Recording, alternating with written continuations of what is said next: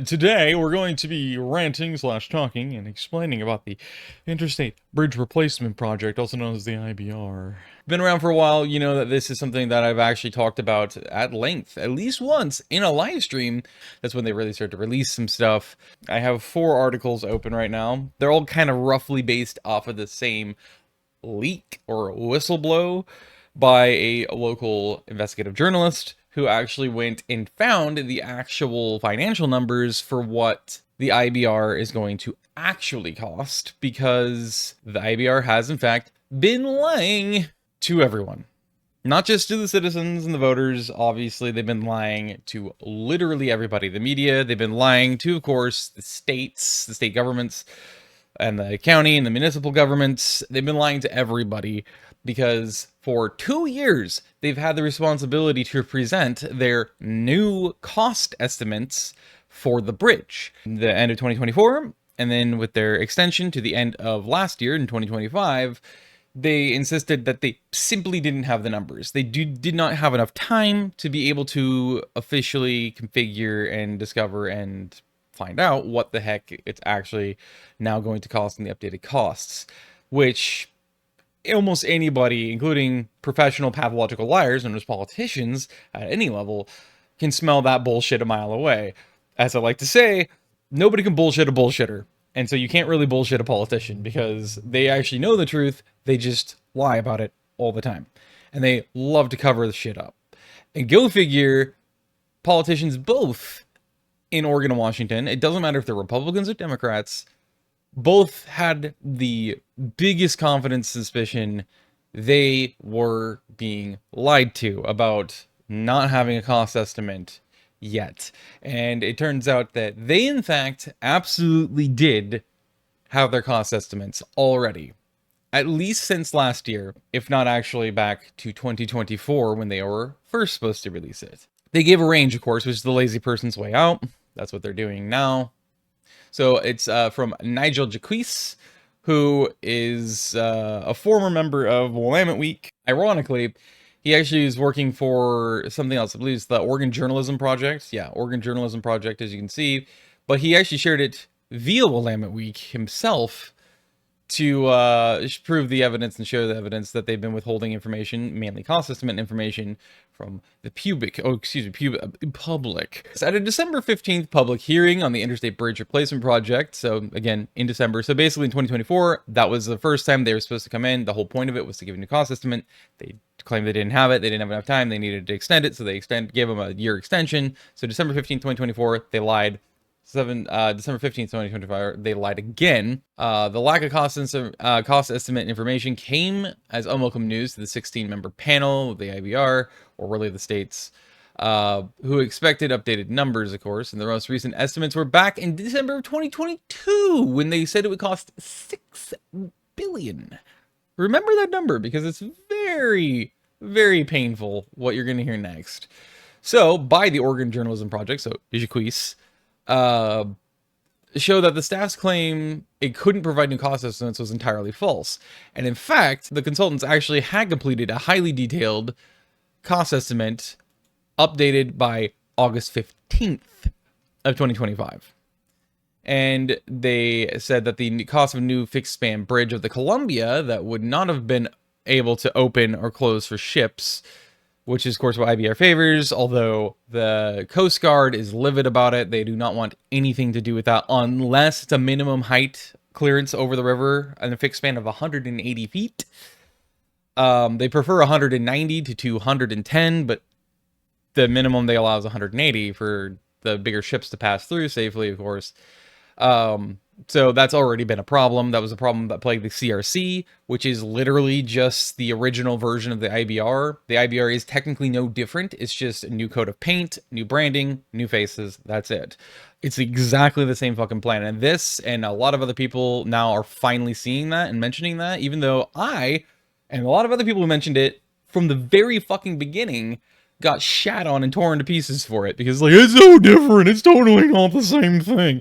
And now they're like, it's exactly the same thing. And it's like, they're gonna act like, they literally act like we never said that. It had ballooned from 6 billion to 13.6 billion. But again, remember, this is a range. The low range was actually technically 2.25 billion, a probable cost of 13.6, and the high was 17.7 billion. So basically $18 billion. From 6 to likely 18 billion is despicable, because that's triple the amount that they had from 2022, 4 years ago, 3.5 to 4 years ago, and it tripled conveniently. It could be used so much better. Oh, so Jaquise shared the new cost estimates with Representative John Lay, a Republican in Clark County, and Oregon Representative Tui Tron, a Democrat of North Portland. Both said that they felt the IBR had betrayed them and the people of Oregon and Washington, which I've been calling out since their inception. But no, I didn't know what I was talking about. Interesting. I was just none of those stupid NIMBYs. And I literally said it years ago. This is how they have been operating. This is how they work, and that's why it's the same as the CRC. It doesn't change. It doesn't matter what the fucking branding is, or the coat of paint, or the people in it. It's the same shit. They will always lie.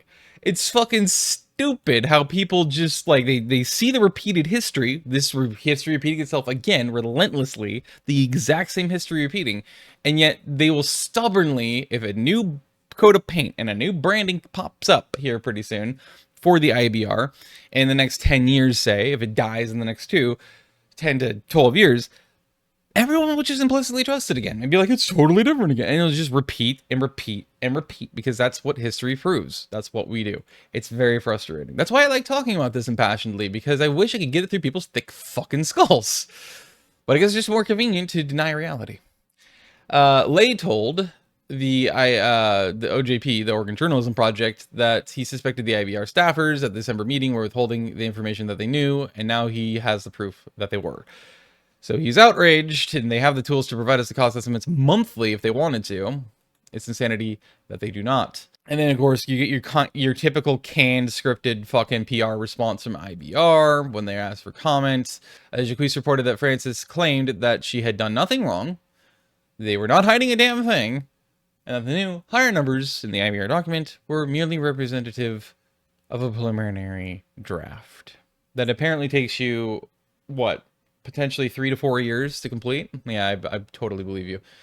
The document you received was a draft basis of estimate, not a completed costs estimate validation process. The CEVP is a time-intensive process that involves several iterations. The cost estimate is not complete, and this work is ongoing. The project is working through validation of risks and associated costs, so we do not yet have a new cost estimate. So, of course, the first thing that gets mentioned and brought up, of course, is, go figure, the Columbia River Crossing, aka the CRC. It died at the hands of the Washington State Senate in 2013 after the expenditure of more than $200 million in taxpayers. In 2019, the I-5 Bridge Replacement Project was reborn by Washington Governor Jay Inslee and Oregon Governor Kate Brown, aka Kate the Snake.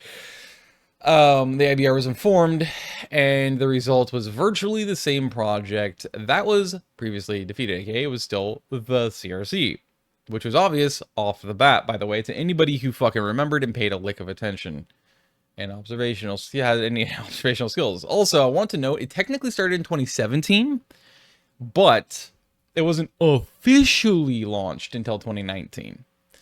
That's when they first started to output renderings, and that's when they first started to do the public engagement and everything. But technically, though they weren't officially legally founded and existent until 2019, they did actually operate and already were formed and existed in 2017. That's a very important detail to remember, because that means that technically their real birth was 2017, even if it wasn't legally considered to be so. Well, technically, that says between the two projects, so it's over 300 million. But the truth is, it is actually closer to 500 million is what the IBR has in fact spent, because as of 2024, and it was near the beginning, it was earlier 2024, I think it was spring 2024, The actual numbers, if you could, the rarity you could actually access and leak the fucking actual numbers they have inside of the IBR themselves, it was already over 250 million. So it 100% by now is at around 500 million for the IBR. So it's likely closer to 3/4, 75% of $1 billion that they've spent collectively, the CRC and the IBR, which is just the CRC reincarnate. But yeah, it's clear to everyone and anyone with an ounce of objectivity, observation, and common sense, I would add, that the current project is destined to meet the same fate as the CRC. The IBR team has never been interested in building the project the taxpayers want. That is absolutely clear and true. The Clark County voters predominantly have said no to light rail on the project in 3 separate votes. In fact, it's been dominantly denied. It's not even in the Vancouver City Council's plans through 2020-30 for the city and its development. And I believe Clark County does not actually include it either, because their voters have said relentlessly they want absolutely nothing to do with the yellow line or a new light rail line or any light rail at all up there. And they're smart to deny it. I've stood by that since the CRC was a thing. I will continue to stand by that because it is true. It is one of the worst possible decisions you could make. Replace the fucking light rail things with actually real rail made for high-speed rail, and then put 2 in each direction, so 1 on each side of the bridge, or between the spans, since they still want to do a dual span. Right between them, stuff 4 tracks in there. 2 on the right side would obviously all be going north. 2 on the left side would all, and this is coming from, you know, Oregon side looking north, obviously, right, left. 2 on the left side going southbound. That makes total sense to me, and then obviously ban anything except for passenger rail traffic on it. So Amtrak Cascades automatically gets to use it. However, you also could implement regional rail, metro lines, and eventually, if it ever happens, it probably won't, but I would love for it to happen, is implement that Shinkansen-based Cascadia ultra high-speed rail. That would be fucking amazing. Or some iteration and version of that. And it would be great to also then officially get Cascadia Ice in there as well. Eventually, either first or second, I don't really care. As long as it comes to exist, that would be fucking incredible. And this gives that capacity so that it's future prepped for those new rail lines. Whatever they might be. They can just be a metro, an actual true metro, or they could be regional rail. And that can supplement, obviously, Amtrak Cascades. It would obviously run more frequently. It just makes total sense. And then on top of that, what you do is you, like I said, add a bus-only lane on there and either put a hard barrier up to make damn sure nobody fucking violates that lane. Or, and this is way better, is do what the best systems in the world do, especially BRT systems. Don't just put active cameras for that lane throughout the length of the bridge. Putting those cameras on the buses so that way anyone who hops into the bus lane illegally, if you don't have some sort of a barrier there, they're automatically having reports against them generated. So it automatically takes video clips, takes a picture to make sure that if anyone is inside the vehicle and it's not super tinted, they can easily see that person, identify the person that way. But obviously the main thing is identifying the car's features, like its color, its age, its style, its model, its make. And then obviously the license plates is the most important part. And then that way it automatically takes those, generates an automatic report, and immediately sends it off to the local police departments and jurisdictions so that way they can actually actively enforce it. Specifically that way, then the police can find out, okay, by the license plate, who is this person, where do they live, and then that way they can officially deal a ticket, and or if, let's say, they're like a third-time violator, because it should be extremely harsh penalties for violations that just jump massive leaps into, you know, what people consider excessive, which is exactly the point, because the more excessive and vigorous or violent, quote unquote, the penalties are, the less even the richest, most arrogant pricks are going to fucking dare to challenge it. They're just not going to do it. And so that's the point. It's violent discouragement. And that is violence towards their egos. So that way it's like, oh, that's unfair. Nobody can pay that. It's like, then don't fucking violate it. That's the entire reason why it's so violently or viciously steep in the penalties and harshly enforced and aggressively enforced, because it makes sure you don't, even if you have tons of money, you're not going to fuck with it. You're not going to dare to challenge it. That's a good thing, not a bad thing, which is why it needs to be done that way too. If you can do that, and it's, you know, the approaches and obviously along the freeway, then that automatically makes it a lot better bus lane. So it makes it way superior in every single way. So yeah, the 1.83 mile extension of the yellow line, or the Expo line, max into Vancouver would cost more than $2 billion, making it the most expensive light rail project in the world. Here's the thing.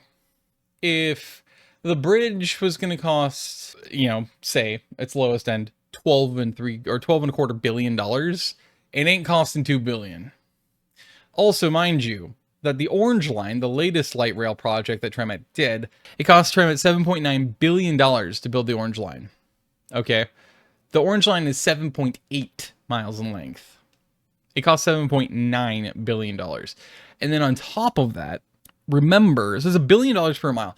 Remember the fact that this was also pre-major inflation, right? It's pre-inflation, pre-everything.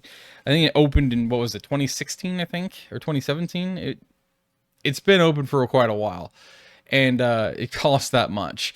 Now, on top of that, with it costing that much, the most insane part is the fact that the Orange Line had 80% of its entire length and right-of-way already freshly rebuilt to modern grade and standards by Pacific and Western and Union Pacific. I think it's actually Union Pacific out there. They literally had just freshly redone all of it. All they needed to do was add the catenary wires to that 80%. And it still cost them that much. Now, whether you want to believe TriMet's official numbers, which they output to, I believe, $5.6 or $5 billion, that's still inexcusable for that being reality. So it's fucking bullshit. So it's going to cost a lot more than $2 billion, especially considering it's going to be part of the IBR, but technically separate. And then on top of that, it's going to be going over the Columbia. And I've ranted about why this is a terrible idea relentlessly before. To summarize it as oversimplified as possible, the Yellow Line Max is by far the least ridden line on the entire TriMet system. I should say the entire TriMet system in terms of the light rail system. It actually is one of the least ridden lines in the entire system, including bus lines as well, actually. Especially weekly riders and thus monthly riders per year. It peaked in 2017. And mind you, this line opened September 10th of 2001, I think. It opened then, and it reached its peak ridership in 2017, and that ridership was, wait for it, 17,281 weekly riders per year. That was it. Statistically, for at least 5 straight years, the Yellow Line Max has ranked by far, and I mean by far, the most dangerous, high crime, and high biohazard transit line in the entirety of TriMet's network. By far. The most crimes, including high profile and violent crimes, happen on it. The most hard drug crimes happen on it. The most attacks by mentally ill happen on it. The most flagrantly disgusting behaviors by usually people that are a combination of addicts and so high and homeless or mentally ill and homeless or mentally ill and high happens on that line. Jacking, literally masturbating in public, peeing, taking a shit.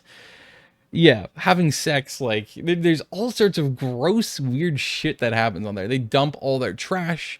It's just, it's one of the weirdest fucking lines, because that's just who rides it, pretty much. Now, also, if you ask the long-time Vancouverites and people from Clark County who commute down here every single day or most days for work, or even had for years earlier on, they will tell you all the same thing, is that they take the buses to commute over the bridge, not the yellow line. Nobody gets to, the Expo Centers. Nobody takes it to there or the next spot down. Nobody does. Nobody goes from Vancouver down and then hops on transfers from a bus to the fucking max. Nobody does it. At first they were excited for it. They wanted to take it because like, this is actually really fucking cool. This in theory will in fact be a lot faster, a lot more efficient, and potentially safer. And it turned out immediately that was exactly the opposite of reality, because that's why they started bailing on it. Now, on top of that, they also, in that assessment to the FTA, touted that it would average about 19 miles an hour, while bus would average about 12.6 miles an hour. So the 6 and the 5, mainly the 6. As it turns out, the reality was the literal opposite. The max averages 12.1 miles per hour, and the bus averages 15.6 miles per hour. So it's literally faster to fucking take the bus in traffic on a major set of thoroughfares than it is to take this, not grade separated, but this fucking line that doesn't see the that much traffic, except of course at the infinite grade crossings that it has, because logical design is something I want to fucking kill myself. Anyway, so yeah, these are the most basic facts, right? And because of including the costs things that I already told you about, this proves that this extension to Vancouver genuinely makes no sense. And it will be infinitely more than just a mere $2 billion, which is not excusable, especially considering, once again, this is not TriMet's or ODOT's jurisdiction. This is a completely different state, let alone a different county and a different transit district and a different city. They have nothing to do with each other. And yet, they want to try to make Washingtonians fund some of it and foot some of the bill. This is so fucking insulting, arrogant, and illogical, it's fucking wild. And then on top of that, they don't care if Washingtonians pay nothing into this extension. They want to force it through so fucking bad. Like, literally at all costs. They're willing to fucking permanently ruin any trust that anyone will ever have and acceptance of any other attempts to rebuild the bridge. Because they did this with the CRC, they're doing it even more aggressively than ever now, where it's literally no holds barred at all costs, no matter what the cost, force the light rail through. When even the majority, believe it or not, of ridership of TriMet and Oregonians in general have nothing, no support, never had any support for the damn light rail in the first place. In fact, this light rail literally was one of the major reasons that literally killed the fucking CRC in the first place. Now we have its rebirth and rebrand in the IBR, and they're going even harder on it. Nobody fucking wanted it then. Even more people hate it now. You're fucking idiots. It's so fucking stupid. None of it makes any sense. There's no possible logical argument or defense for trying to make this happen. Zero. It just does not fucking work. It's one of the dumbest things in the world. And I will throw in the fact that also the Expo Center is hardly ever used. Right now, I think the International Boat Show is going on. But it's hardly ever used. Most of these events that normally would happen at the Expo Center have been moving to the Convention Center instead. Because Delta Park is one of the most dangerous and crime-ridden fucking neighborhoods in the entire city. And it is also one of the most depreciated and ran down parts of the city. Of course, it's mostly industrial, light industrial now, so that makes some sense. It's kind of expected. Plus, you have a massive fucking freeway running through it. At the start of a bridge span. Go fucking figure. But still, and rail yards galore.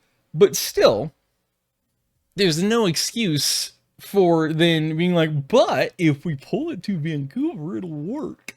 No, obviously not. Nobody fucking trusts it. Nobody wants it. And again, the Expo Center is a huge problem here because this line is technically also known as the Expo line. And they've been trying their damnedest to identify and figure out, especially the last 2 years, the city of Portland and Metro has, to figure out, and even Multnomah County, to figure out what the fuck they're going to do with the Expo Center, because it, for like 17, 18 years, ironically about as long as the fucking, just almost as long as the fucking yellow lines existed, ironically, it's been effectively irrelevant and kind of neglected because nobody fucking goes there. Nobody wants to be in Delta Park either. There's no reason to go there.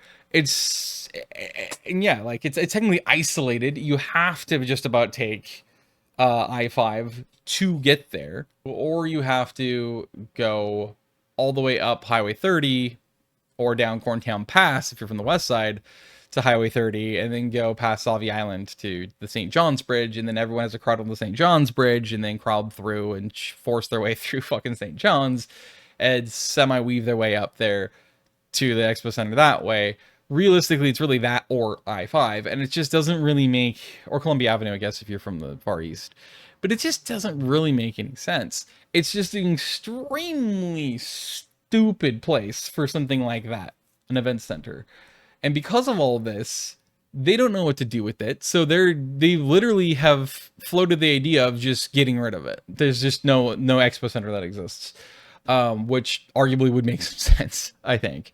And the last one I will add, actually, in fact, it's actually a good one to look at. Look at this dumb shit. Boom. So, in case you don't know, I did this in that live stream I mentioned earlier in this video, and there's a chance it's still on the IBR's YouTube page from like somewhere between 2019 and 2022. They actually talked about and showed you exactly where these were on foot. Well, okay, they can't technically do that because they'd be standing in fucking Interstate 5 in the southbound lanes.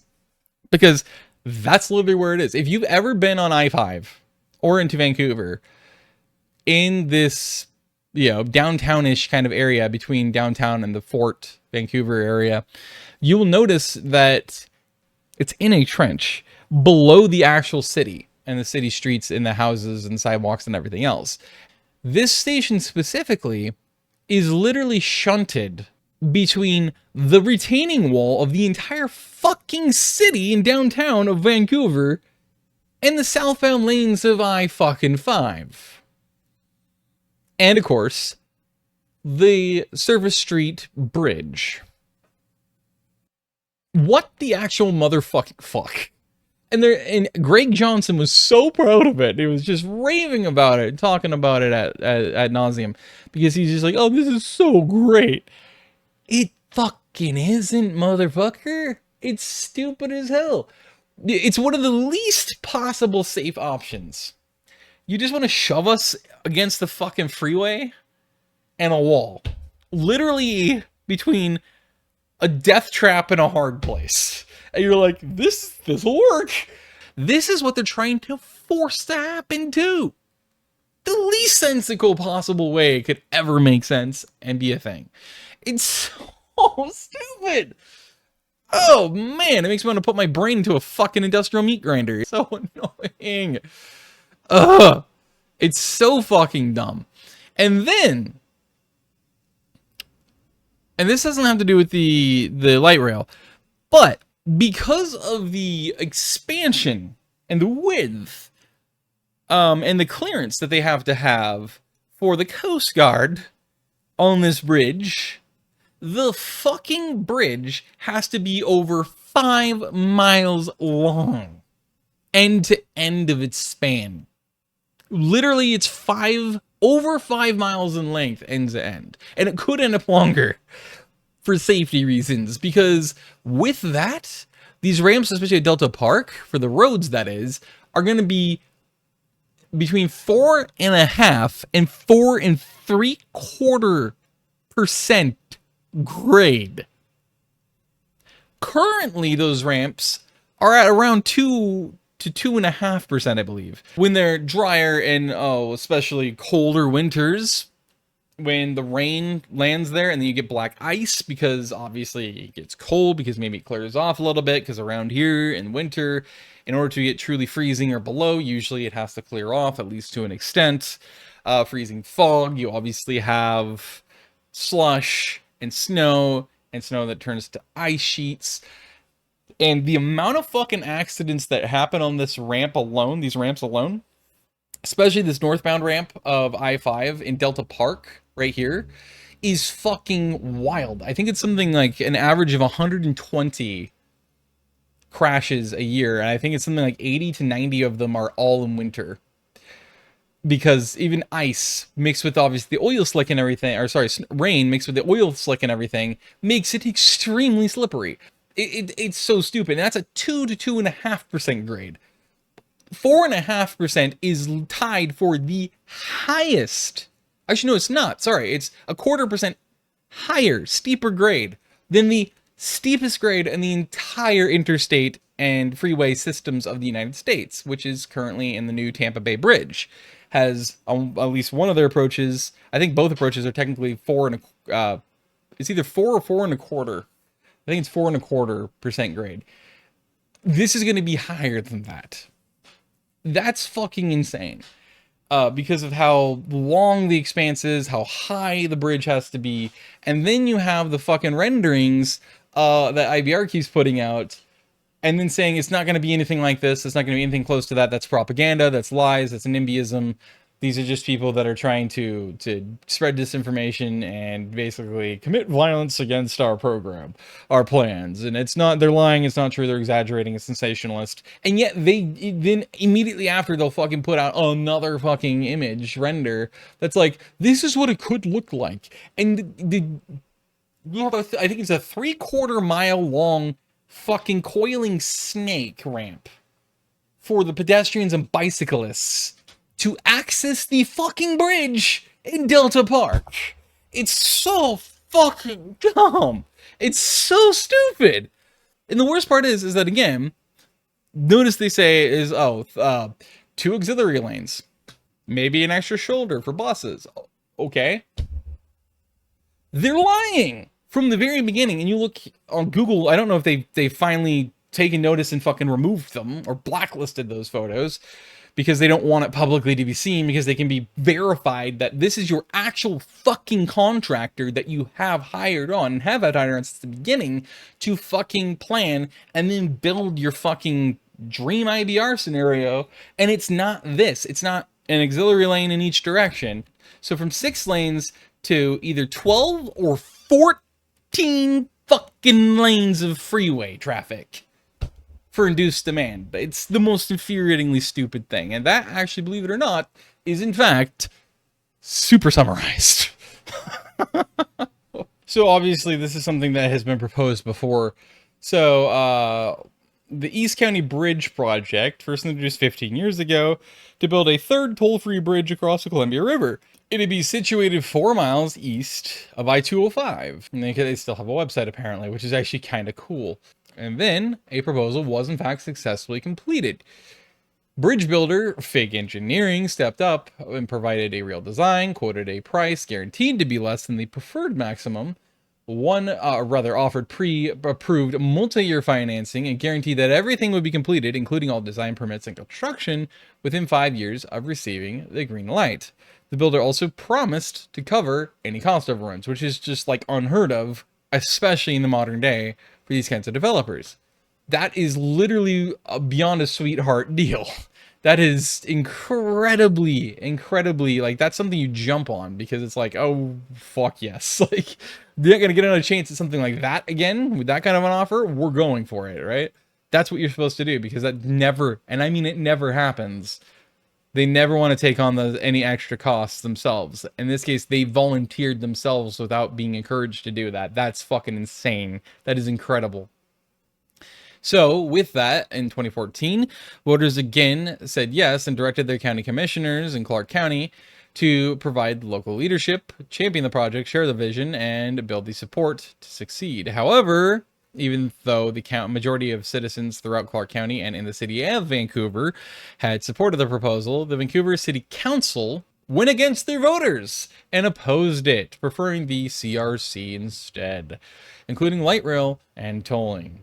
The interstate, the interchange at SR 14 and 192nd, where the East County Bridge would connect, lies within the city's limits, which means that the city council, despite their voters in mass and their mass majority saying do this, said fuck you, your votes don't count. They don't matter. Your voice doesn't matter. Shut the fuck up. We don't get kickback paychecks for projects like that. But we do if the CRC happens, or in this case now, the IBR. Who would have thunk it? And yes, I voted for cancel the project entirely. At the time I did that, it was a perfect split down the dead center between these two at 46 votes and 46 votes. And I have to agree with this. I get the idea to redesign it significantly and to significantly reduce costs, but you can't trust them. You can't trust anybody with that. In fact, actually, this whole East County bridge proposal also proves it. I like, again, what Ken keeps pushing for, which is that instead, let's just build at least a couple of other bridges. Instead of being forced to be stuck with, you know, just the two bridges, the I-205 and the I-5 bridges, which are both major fucking bottlenecks.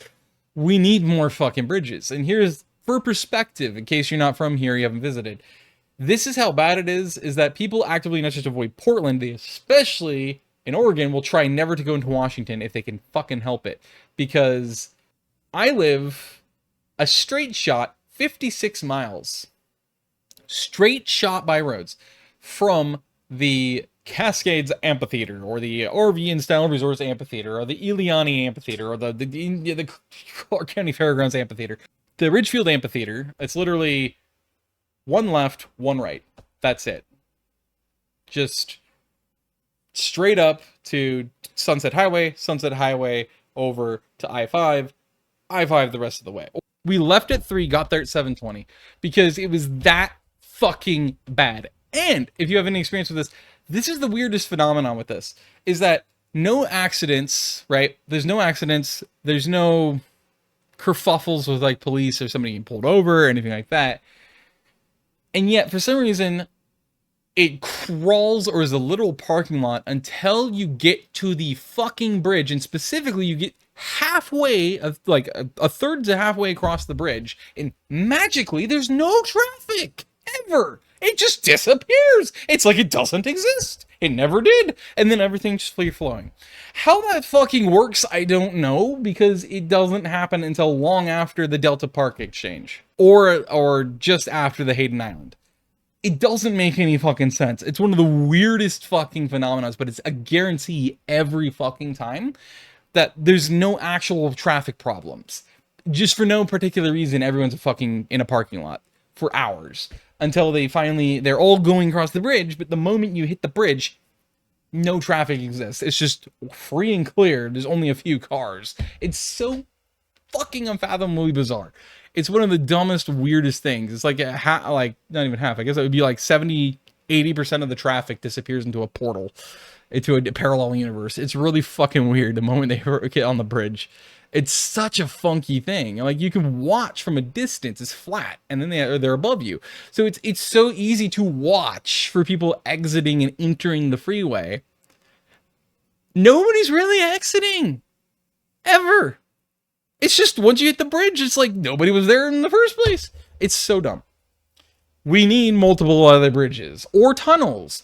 Preferably, instead of bridges, they should be tunnels. They really should. They should be immersed tunnels like they did in fucking Belgium recently. And it was infinitely cheaper, by the way. The governments there tried to make it and force it to be a bridge, but they almost had a riot from the citizens who demanded the immersed tunnel. And so they finally relented, gave them a tunnel. Infinitely cheaper, and it was way faster from start to finish. And it was even or way less, rather, environmentally impactful. Especially considering it did take a lot less time. But it also was way less problematic and invasive and disrupting of the natural ecosystem, the biome, and the floor, the bed of the channel. So, yeah, it makes total sense to fucking do a tunnel. It literally is an infinitely superior option in every possible way to do an immersed tunnel instead. And I've talked ad nauseum multiple videos before and streams ranting about how it's literally was proven by independent firms that literally fucking do these studies themselves cost analysis and everything else for literal bridges and tunnels and other infrastructural projects like this. And people like Bob Ortblad, who have 40 plus years of experience in this exact department, including engineering for this specifically. So he has on the engineer side, but also the cost side.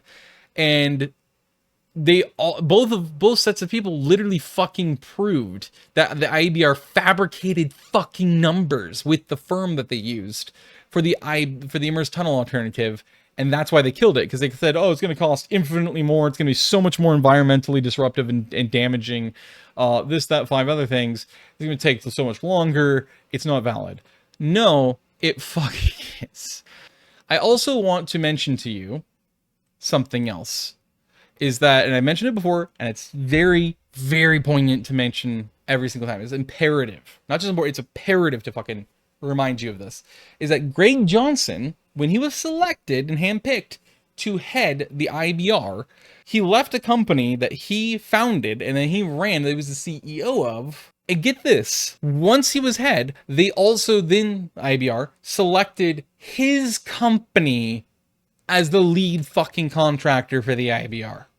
Classic illegal and thus entire corruption and nepotism and cronyism on that part. It instantly proved how illegitimate Greg Johnson and the entire project was when they started, because they picked him and then he immediately picked his own company. The rats are jumping ship, and they really are, because Greg Johnson and the director of Oregon Department of Transportation, ODOT, both bailed within the same week from their positions. They both resigned.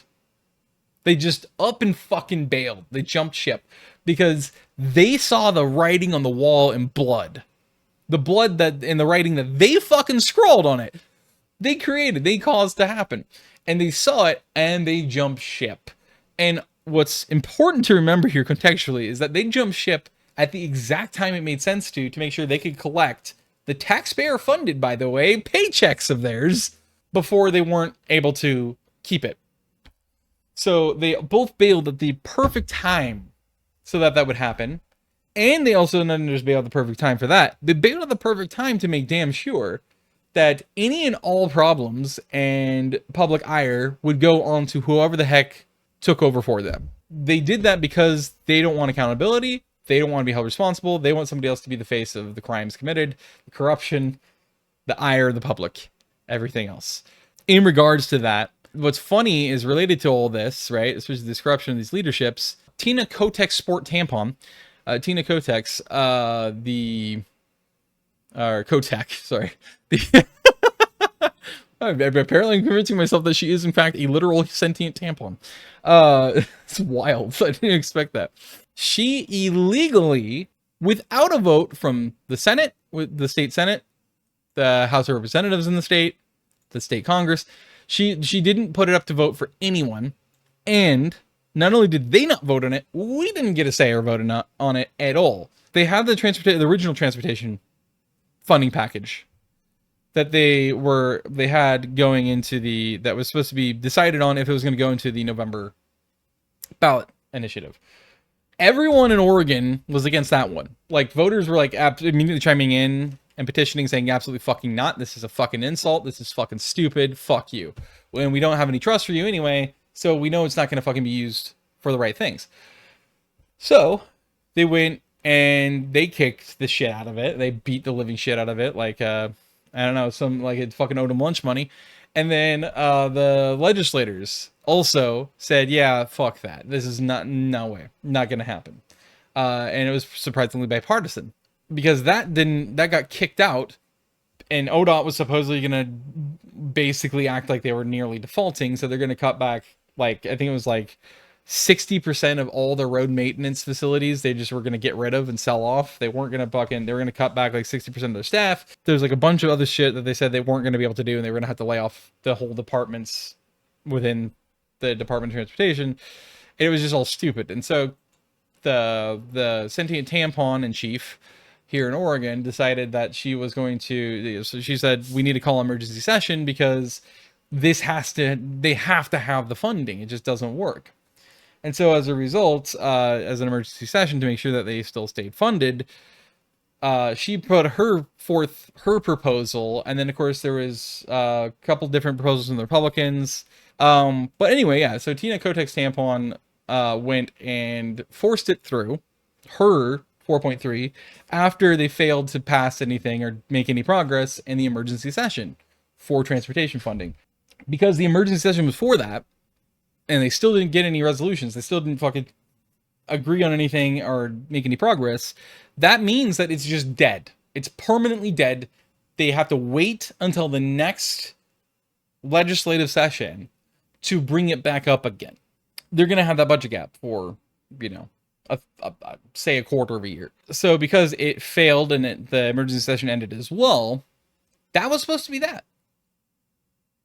Because you have to have the legislators at least vote on any proposed funding packages of any kind in legislation. Tina Kotek's tampon said, how about no? And she forced it through illegally. Nobody voted on it. Not even the legislators got to have a say or vote on it. And so as soon as she announced her plan for it, by the way, in the early part of the emergency sessions, the amount of fucking instant, just pure venomous firestorm and napalming of Tina Kotek and her plan here was the most visceral, instant, dramatic, angry response I've seen ever in my life in Oregon, from Oregon voters and residents. Seriously, I've never seen a collective like that happen before. It was, I mean, when I say everyone hated it, no matter their background, no matter their economics, no matter their you know, jobs or lack thereof, no matter their age group, no matter their political affiliation, everyone was seething at it and said, absolutely fucking not. And I mean, everyone was livid, as they should have been, because what a fucking insult. And in relation to the reason why I'm mentioning all of this, because it is obviously related to IBR as well. I even mentioned, by the way, that I know that the main majority of that original plan and funding, and of course Tina Kotek's real plan for the funding, the majority of it, was to go to the IBR. I already knew it was, because that's how it always goes. Same with other freeway widening projects, like funding and forcing through the Rose Quarter freeway expansion, which, by the way, everyone's against that too, and has been forever. We've sent in so many fucking petitions that literally one of them, I think, was basically the equivalent, if not actually slightly larger than the highest population the city of Portland has ever seen in its history, which was like 2016, I think, was like 676,000 people or something like that. Now it's down to, I think, like 620,000 or somewhere in that range. But it was a ridiculous amount of people. I think it was like 800,000 plus signatures on the petition to say, fuck you, don't you fucking dare expand this freeway, even with a cap. And ODOT and or actually Kate Brown at the time, were like, fuck you, your vote and your voice doesn't matter. We're doing it anyway. And they did. They were forcing it through. Oh, by the way, that's a third person who fucking bailed, a rat that fucking jumped ship at the same time that Greg Johnson and the ODOT director did, within about the same 2-week period. It was the lead director, a project director of the fucking Rose Quarter project, so the Rose Quarter freeway expansion. They jumped ship because they saw the writing scrawled in blood on the wall. And let it be someone else's problem. Plus, they already ODOT already wasted a obscene amount of money on the Rose Quarter project over its about roughly 8-year existence, because it hasn't gone anywhere. Go figure, because everyone's against it, but they're still trying to force it anyway, as usual for this fucking state. Yeah, so it's just, this is a great case in point of why nobody fucking ever trusts TriMet. Nobody fucking trusts the IBR. Nobody trusts ODOT or any of their projects.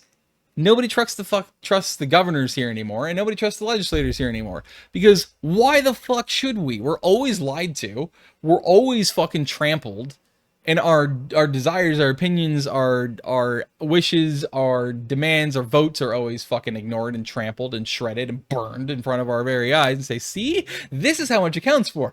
Nothing. As they throw the ash everywhere. And yeah. It's just so overwhelmingly infuriating. Predictable, but infuriating.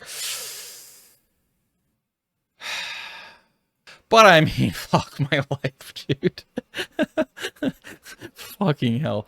7.5 billion or 6 billion, either way, to 18 fucking billion schmeckles. And this is between, you know, basically a 3.5 year period. Up 10, $11.5 billion, roughly. Actually, sorry. 12 billion. Oh, right. And another reason why I want to mention Tina Kotek Sport Tampon, the tampon in chief, because particularly bad time for Oregon, Washington. Oregon failed to pass the transportation package in the regular session of 2025 legislature, and the Band-Aid measure it enacted, well, illegally, Tina Kotek did, that is, for the special session, which they did not do it in the special session. She did it afterward, which is why it's so illegal. Generated 200,000 signatures for referral, aka retraction, and also, by the way, there was over 1 million different unique letters from unique people in Oregon written to the governor herself and ODOT against her package. And so now she's opting for a repeal. And see, again, that's why I mentioned this, because she's fucking panicking right now, because she realizes that she is by far one of the least popular and the most unpopular and despised fucking governors in the state's history right now. Exactly because of this fucking stupid package she forced through illegally. And that's important to mention because it's literal fact, and that's why she's panicking. That's why she's finally realizing, like, oh, I really fucked up with this. Well, let's repeal it. But wait! It gets worse, and it does. The truth is that if you actually listened from the inside and you get the leaks, which were almost immediately leaked when she actually publicly had a press conference and said, please repeal it. She literally was begging to repeal it. She literally said it was a grave mistake. I think it was her verbatim quote. Like, she's like, all this stupid shit. It's like, bro, how fucking panicked can you be about your reputation right now? Because, holy shit, seriously, holy shit. How it gets worse is that this repeal is not just a repeal of her funding package. No, it's any and every possible and single individual piece of progress and thing, whether it got bipartisan support or not, in reforms and in proposals. So, outside of the scope of her stupid fucking funding package that she says is what it's about to repeal, not referring to just that. She's referring to anything related to transportation, whether it's, like I said, reforms or anything else. Despicable and disgusting, and even, dare I say, repulsive. Indeed. It truly is. Because, what the fuck? So, an example, one of the things that people pointed out that her actual official legal written proposal is for repeal is that she also wants to repeal things that were bipartisan supported, both by voters and by legislators, like legal text reform for reforming and basically giving greater protections and guidance to that of truckers, especially long-haul truckers. Another thing that was super bipartisan supported, especially in this case, mainly in the voters, really, more than the legislators, was completely revamping and rewriting the legal texts and agreements for tolling, which Oregon and ODOT are hell-bent on making sure becomes a thing. They want to toll almost any and everything that has to do with the freeway here in Oregon. And that includes poor people or people with no incomes, but may that still have to drive or still do drive, that if they touch those freeways at any point, they're now paying a toll too. It doesn't matter that you're low income. You might get a discount, but you're still paying. Fucking bullshit. Everyone's against that here. It's fucking dumb. And let's not become Poland. Let's put it that way. Holy shit. Oh, sorry, they should really officially legally rename themselves from Poland to Toland, because that's way more accurate. So let me correct myself. Let's not become Toland. And that's a major fucking problem too, because the legal text that was bipartisan supported by voters to be rewritten and recodified was so that ahead of time, in case they still go through, it at least made a lot more sense and gave more protections, especially financially, to people who are lower income or more financially challenged, who still need to drive specifically, or thus choose to drive, so that they can either be free or at the very least have a incredibly low level toll. And if they take these freeways enough, at the very least, what they'll do is, you know, they do it enough, and eventually maybe it'll hit like a monthly pass point way earlier than the average driver, and therefore, you know, they only have to pay a certain amount. Say, if it's $100 for a month pass for the average driver, it's going to be $25 once they hit that point. They get their month pass for the low income people. And you know, they have obviously boundaries and exemptions and other things like that, which is good. So basically they're updating the regulatory terms around tolls in Oregon. She wants to repeal that. Those are the two main things, but there's a bunch of other things that were agreed on that people actually support that she also is including in the repeal, not just her proposal. So it's not just the taxes and other stupid shit and the pricing hikes that she's forcing on people. It's everything and anything, including outside that scope. It's really fucking bullshit and dumb. Showing the corruption again. So it's really fucking dumb. Anyway, meanwhile, Bob Ferguson is proposing issuing a $3 billion in debt to finance an operation and maintenance backlog. And neither state has the needed billions to finance this project. There's a scramble to maintain current services. One of the ways that they not just could save money is if instead of requiring people to have to go physically to a fucking DMV and repay and go through the whole process all over again and repay as if they just bought a new car and just got a new title for it and just got the new registration, new plates and everything else, because we literally have to, every 2 years, we have to fucking repay the same price over and over again, as if we're buying a new plate, we're buying new tags, we're buying new registration. We're just fucking renewing. Like, it's the dumbest thing in the world. And so, there's no fucking need to have to require us to come into a fucking DMV, and there's no reason for us to have to keep doing that. At the very least, if you're going to charge us over and over again every 2 years, at the very least, if you don't streamline that, you could streamline the fact that making it online. So fucking easy. Because the majority of people, obviously, are not getting a new car every fucking 2 years. Okay? Like, only requiring them to come in when they have a new car or replacing their car, okay. That's totally fine. That makes sense because it literally is all new stuff, right? A new plate, new registration, new, or at the very least, they're swapping the title to this new car. At least that makes some more sense. So sure, okay, I'll give you that much. If you really want people to come in, there you go. Good job. Now, on top of that, this is the most important key piece, is let us do it online, because it's the same car, and most of us are probably living in the same address. We obviously all have the same legal names, right? The same records, the same VINs, because it's the same vehicle and everything else. We have the same plates. We're going to keep the same plates for obvious reasons. Let us renew online. Don't make us come to the office. Encourage people to fucking do it online. Have an online portal for this. Have it dedicated. Because then, guess what that means? Oh, you can have an app for it too, if people prefer the app instead. I fucking hate apps, but whatever. Either way, do that. Because then, you also have a better database tracking, right? In live time, the entries that they're giving in the process they're going through is automatically going to be logged in the history of the servers and of everything else too, right? And of your system. So now you have less work even on the back end technologically for logging this information. And then on top of that, the amount of fucking staff you can cut back at every single DMV location in the state of Oregon or any state, because this is universally true for any state in the United States or anywhere in the world, you could cut back infinitely on the amount of staff you need and have at any given location. You could potentially even cut back hours if you wanted to. It's a bad idea, but you could do that. Because guess what?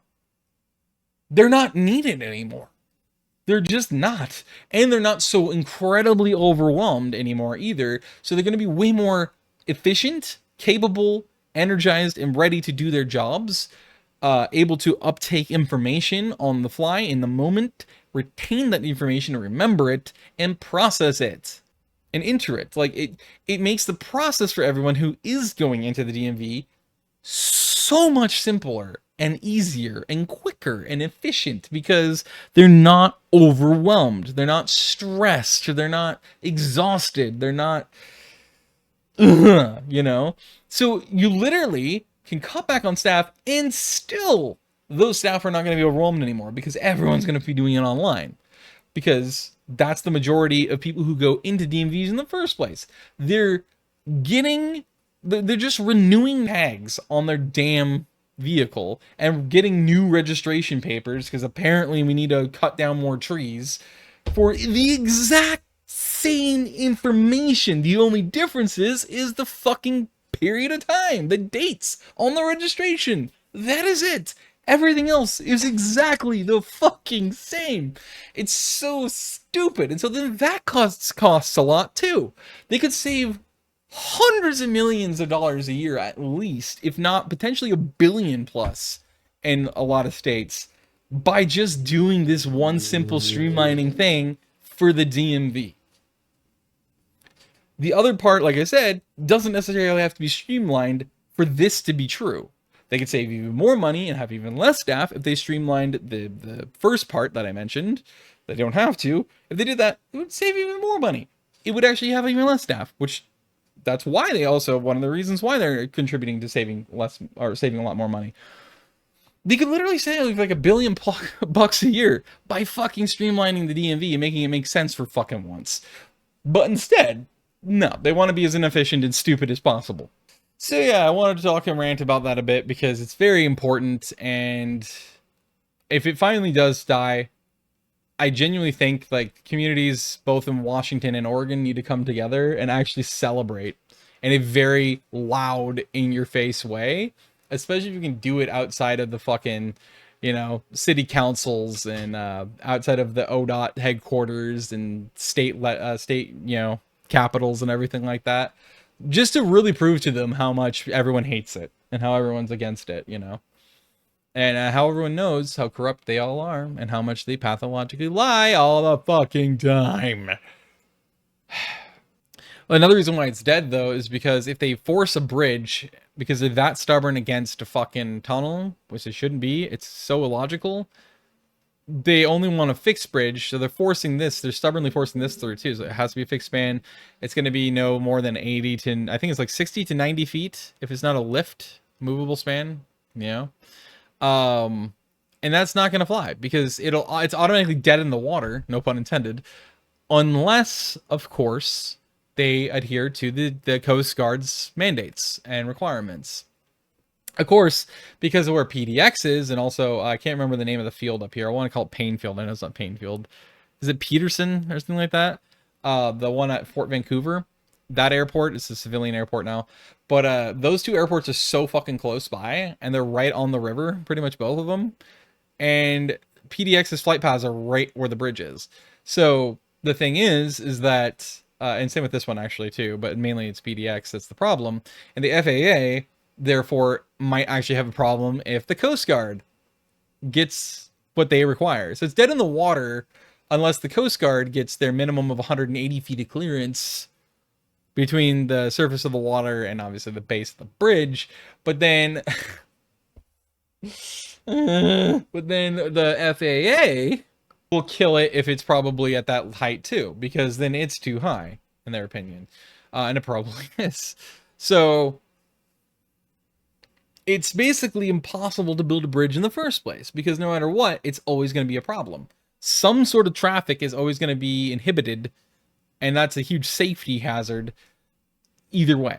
So it's either it's impassable by ships, the tallest and biggest ships, including the Coast Guard zone, with their masts and shit, or it's too tall, so it's tall enough for those ships, but now it's too tall for the planes. You see, so no matter what, a bridge is a no-go by default just because of that, because you're contending with both the Coast Guard and the FAA, and the Coast Guard's requirements violate the FAA's, and so back and forth, and now you're just fucked. It's really stupid. It's really annoying and a logistical nightmare, and it's just never gonna fucking happen. So basically, if you just only looked at that fact, you already know this fucking bridge is dead in the water before it's even proposed, because it's never gonna fucking fly. It's no pun intended. It's never gonna fucking work. And that's obviously a fucking problem. The only way it would work is, again, a movable span. So an elevator or a raised bridge, right? It's just, yeah, but like the problem is that nobody wants that either, because then that doesn't help anything that the new bridge is supposed to fucking alleviate, like traffic issues. Go fucking figure. So that's always a fucking problem too.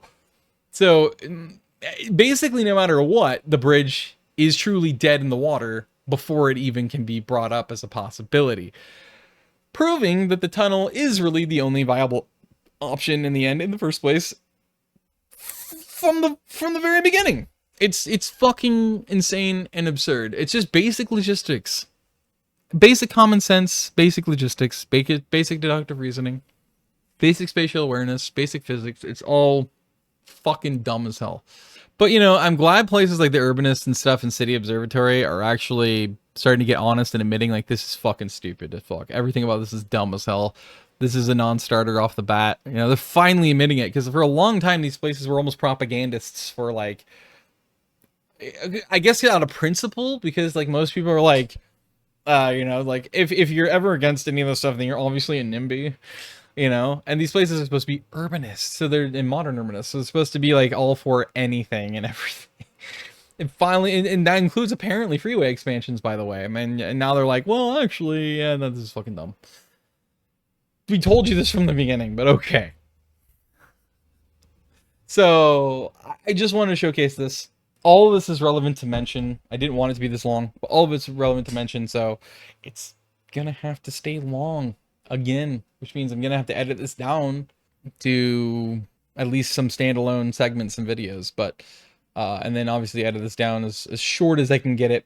It'll still clearly be over an hour, but I think it's worth it to give all the details and the perspective, especially from a lifelong resident, to be able to express it to you, because this, I think at the end of the day, this also proves fuck off. It's also so stupid. I swear Trump is like a fucking... He talks shit like he's a 6th grader, is what he does. Like, everything he describes and the way he carries himself and talks about shit is... It's like he's fucking trying to be a 6th grader giving out fucking sick burns and insults, dude. That's like... You're not... You do a good job of that, I guess, but like... I swear he's a fucking child.